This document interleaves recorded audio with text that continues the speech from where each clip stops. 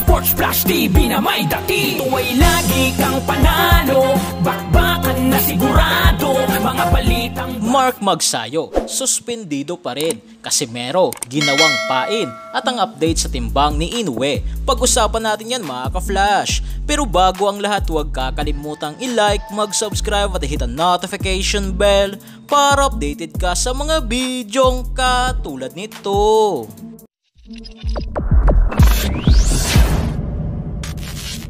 Matatandaan nga po mga ka-flash, nitong nakarang linggo nakuha ni Magsayo ang panalo sa isang napaka-impresibo matapos patulugin ang kalaban na si Isaac Avilar via third round knockout. Dahil nga po dito mga ka-flash ay iniimbestigahan na ng California State Athletic Commission ang naging resulta ng labang Magsayo versus Avilar. Dahil nga raw sa naging mismatch at hindi nakapaghanda ng maayos na meron lamang 2 linggong paghahanda itong average boxer na si Avilar.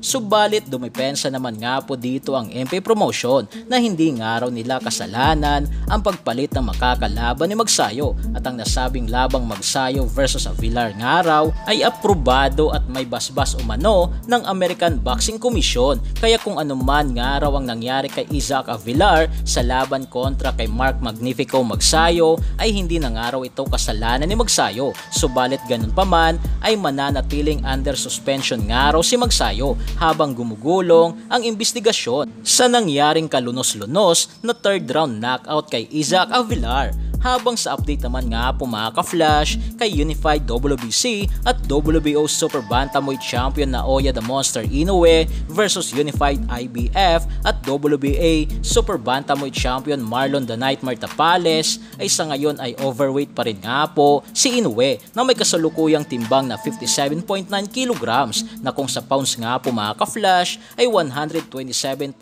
pounds na lagpas sa weight limit na 122 pounds. Subalit ganun pa man nga po mga ka-flash ay kayang-kaya pa rin naman itong makuha ni Inoue sa kadahilan ng meron pa naman itong mahigit sa 1 linggong training upang makuha ang tamang timbang na 122 pounds para sa Undisputed Championship kontra kay Marlon the Nightmare Tapales sa December 26, 2023. Sa kabilang balita naman nga po mga ka-flash, patungkol naman kay 3 Division World Champion Angas ng Pinas, General Cuadro Alas Casimero ay ipinakita nga nito ang kanyang dating laban na sa kanyang post ay sinabi nito na ito yung labang dati na nagrayot na hindi ko malilimutan. Kaya sa dami ng bumabati ko sa akin, hindi nyo ako magigiba. Dagdag pa ni Casimero, promotion sa kanila, referee sa kanila, lugar sa kanila, judge sa kanila, lahat sa kanila, pero itong kamao ko ang hindi sa kanila. Ito lang tandaan nyo mga boss, lahat ng laban ko sa ibang bansa,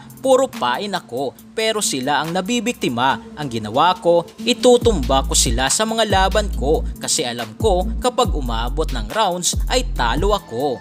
So yan lang para sa ating balitang boxing. Ano bang masasabi nyo tungkol dito? Para sa inyong komento at reaksyon ay komento nyo na sa baba. Hanggang sa muli, ito ang The Sports Flash TV.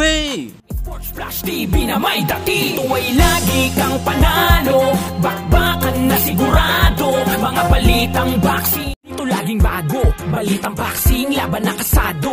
Di papahuli pagdating sa bakbakan, mga pambato na patuloy ang laban. Sasaliksikin ang bawat babalita, talagang diin, bawal ang mahina. Sa loob ng ring, merong pambihira, mga kamao na nagiging bida.